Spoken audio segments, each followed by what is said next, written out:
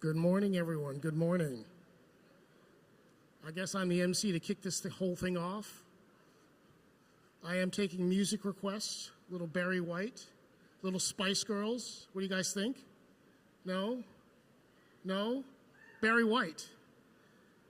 I was going to do a little Running Man dancing up here as well for you guys, a little bit of entertainment before we kick this thing off. What do you think? I love it. I see a lot of heads shaking yes. Fantastic. All right.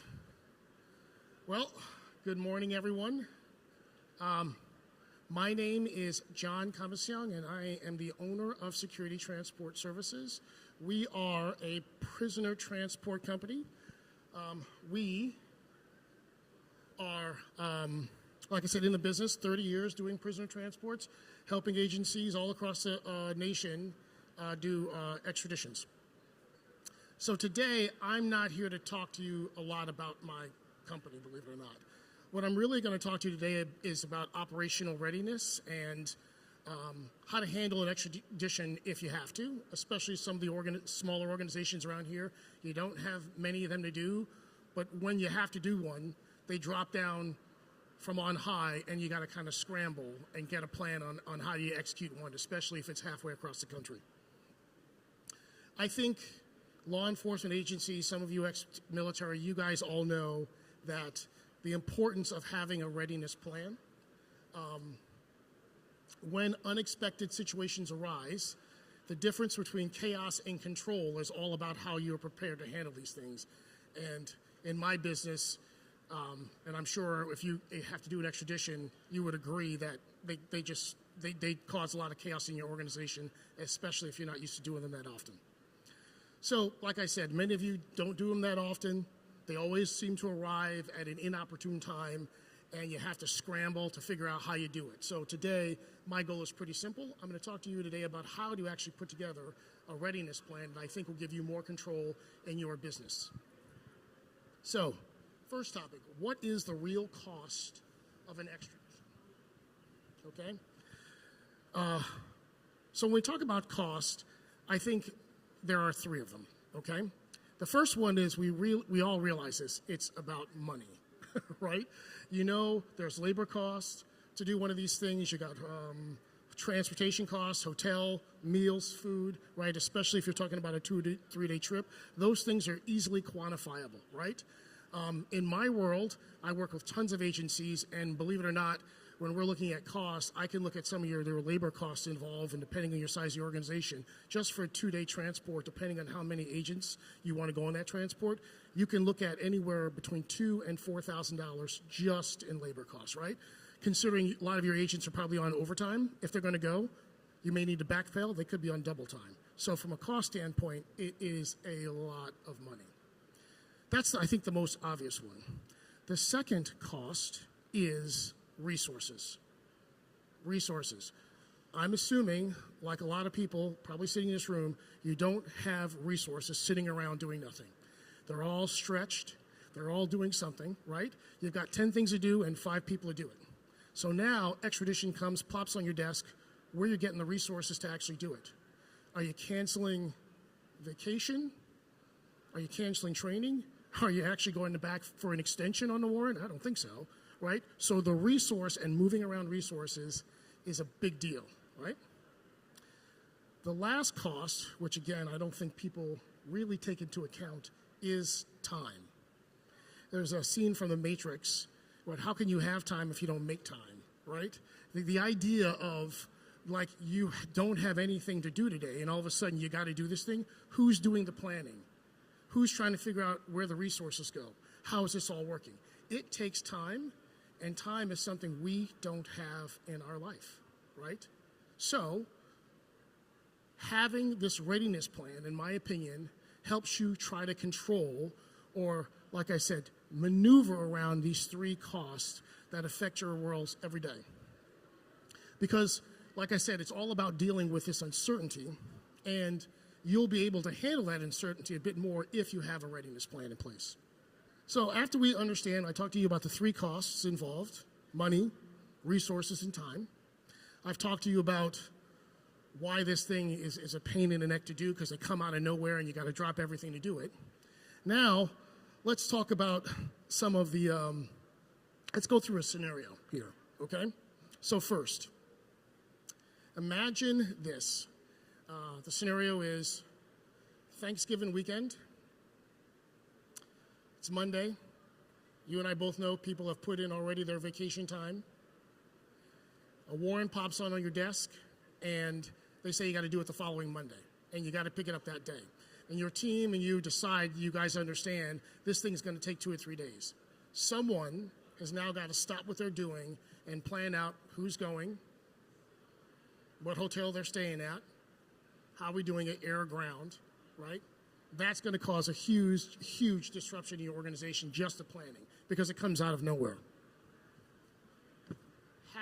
Having that readiness plan in place, in my opinion, will help you control all of the unknown involved in that, right? How do you execute this thing at the last minute, given that you've already planned and already, had vacation time already set up for your organization? It's a kind of a pain in the neck. So the plan, putting a plan in place, in my opinion, really helps you control the things that you say are uncontrollable. So what's the solution? The solution is actually pretty easy and pretty clear. It's a 4-step readiness plan that I think, like I said, will help you get control. Step number 1, you evaluate and find prisoner transport companies like myself. Currently at this convention, there's actually 3 of us here, right? Find one of them and go talk to them. After you find them, you're going to then evaluate which one of the one you want to use, or maybe all 3, because we actually do things a little differently. Those steps are the kind of one-off. The 3rd step and the 4th step is the thing that you're going to repeat all the time. Whenever you have to do an extradition, go get a bid from them. After you get your bid, then you can determine which criteria you want to focus on. Remember I talked to you about three constraints and 3 costs? Is it the money issue that you're trying to solve for? Can the extradition company do it cheaper than if you could do it yourself? Is it resources, right? You're borrowing the resources of the extradition company. They're working for you. You don't have to rearrange anything. Or is it time? You don't have the time to plan for it. Let them handle it, right? That is the benefit of having a partner in place to really help you manage this extradition process. So the readiness plan, like I said, 4 steps. And like I said, the last 2 are the ones that are repeatable. 1, get the bid. Then 2, be in control, right? You're ready now to say, am I trying to solve my resource problem, my money problem, or my time problem? That's what an extradition company can help you solve for. So how do you evaluate an extradition company? What's the criteria for a partner you want to take over? There's tons of things to look at, many questions you might have. What I would do is, 1, check out their history, how long they've been in business for. What do they do besides prisoner transport? I've seen some interesting things that says, we'll go get your cat out of the tree, we'll move kids around for you. Really want to find out if they really focus on extradition. Ask for references, right? Any extradition company, they should be using probably 100 agencies. I have at least 100 agencies that are using me every year to move people across the country. How many transports do they do a year? Check their availability. If you don't use them that often and you need them when you need them, you want to know how can they react to you just coming into the last minute and needing to move somebody. How do they execute a transport? We do things differently. Like I said, some people focus primarily on ground. Some people do it via air. Understand how they want to do it. If they do it by ground, how do they do it by ground? How many people do they transport with? Is it 1 agent or 2 agents? Are they armed? Do they have vans? Are the vans upfitted properly for prisoner transport? These are the list of questions you want to go through. My last one is always about, the biggest thing is insurance and compliance. How do they manage all the rules and regulations? Because we, as an industry, we are regulated.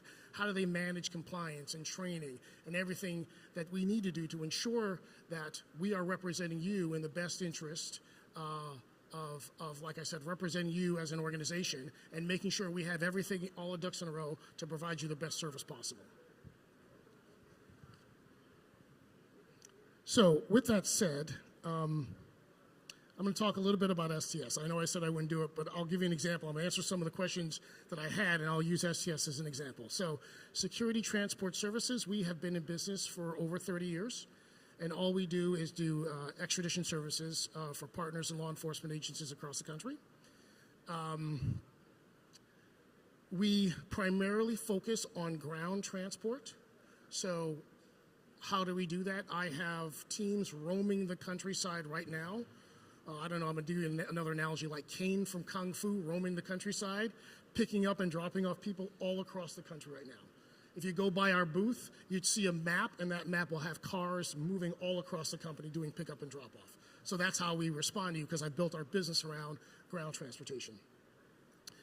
Since we've been in business for 30 years, I have a highly knowledgeable staff on all the crazy rules and regulations and policies around prisons and how to pick up from prisons and jails across the country. And everyone does everything a little bit differently, and so it's important to have a very knowledgeable staff.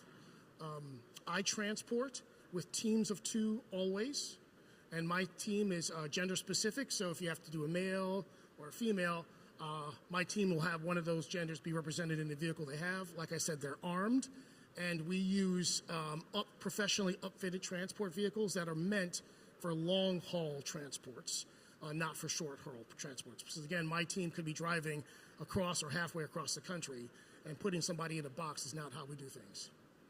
From a technology standpoint, we really embrace technology these days. Not only standard stuff like having GPS in a car, but we have invested a lot in technology to not only the monitor what's going on in the vehicle, but the vehicle itself. So trying to figure out, when is maintenance due, when's oil due, just in overall things to increase our reliability in the vehicles that we have, as well as invested in tools to make life easier for you to order. So we have a customer ordering portal. You go in, enter the inmate information and pick up and drop off, and I give you a bid. You can also track the order movement and the inmate movement on the portal, as well as get invoicing from our portal. One of the things we are testing and will be launching soon is email notifications. And so once you set up an account with us and you place your order in, you will now get notifications saying that I've scheduled the work, I've picked up, I'm going to anticipate dropping off, I've dropped off, all that will come to your email. So you'll know any place, anyone, any place, anytime can figure out, and these things are going to be coming to you at weird times during the day and night, that we've done our job and we've done the work that we had for you. For us, it isn't, like I said, it's the only job that we do, and that's why we invest heavily in tools to make life easier for you as a partner, and to ensure that, like I said, we represent you to the best of our ability. So once again, the value of a partnership of an extradition company. Remember, they solve this weird problem that you have of a warrant coming in on your desk and you've got to do it immediately. They can also help you solve, remember the 3 costs that I had talked about. Money, right? Can we actually do it cheaper than you could if you did it yourself? For some agencies, technically, the extradition is free because all they do is they make it part of the inmate's restitution anyway. So they just take my invoice and essentially pay me, and they give the invoice to them and say, well, that's what you owe the county for the extradition. Is it resources, right? Do you have 10 different things and you only got 5 people? You're borrowing the resources of the extradition company, right? We're doing all the legwork. We're figuring out everything you need. And so again, if resources are your problem, you want to use an extradition company. That's the value. The most important thing, I think the thing that's always overlooked, is time. When you submit your order in, that's all you do. My team plans everything. We find out the medical condition. We find out we do handle logistics. We got to make sure we're picking up and dropping off on time. Time is what we give you back in your world. No one has enough time to do anything. We give it back to you. So like I said, having an extradition partner, 1, 2, or 3 of them, gives you all the flexibility in the world and solves those 3 costs that I had talked about. So let's talk about some concerns. that you might have in using them. I'm only going to talk about really two today because I hear them all the time. The first one is, well, I don't do these things that often. Why do I need a partner? And that's exactly why you need an extradition partner, believe it or not. Because if you don't do them that often, it takes more time to plan it out, right? Who is going? How are we getting there? Where are the hotels? Where are we staying overnight? It takes a lot of planning if you don't do it that often. You can, with the right partner, they do all the planning for you. They make life easy for you, okay? The second thing I hear is just the opposite of that. I have an extradition team. There are 6 people in it, and I do it myself. I say, congratulations. You got a team. But I'm also going to say that means that you have available resources to deploy and do something else with them. All right?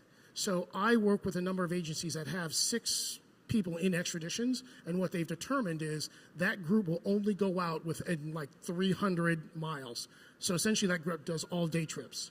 Anything greater than 300 miles, they'll call me up and do it. Because again, they're really trying to focus their teams on, if they have to do an extradition, it's something inside the state essentially, and anything greater than that, they'll call me and they'll do it. So there's, like I said, I work with a number of organizations, very small to very large, that use us in different ways to solve, like I said, some of the problems that they have with either resources, time, or money. With that said, does anyone have any questions on anything I've covered today?